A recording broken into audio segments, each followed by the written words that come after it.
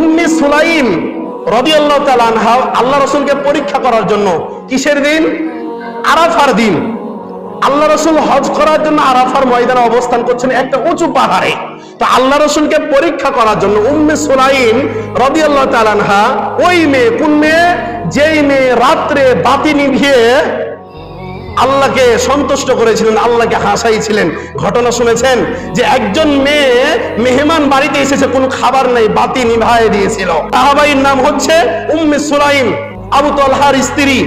তিনি আল্লাহ রাসূলকে পরীক্ষা করার জন্য হজের দিন, আরাফার দিন, তিনি এক পেয়ালা দুধ দিয়ে আল্লাহ রাসূলকে দিলেন যে আল্লাহ রাসূল এটা খাচ্ছে কি খাচ্ছে না দেখার জন্য।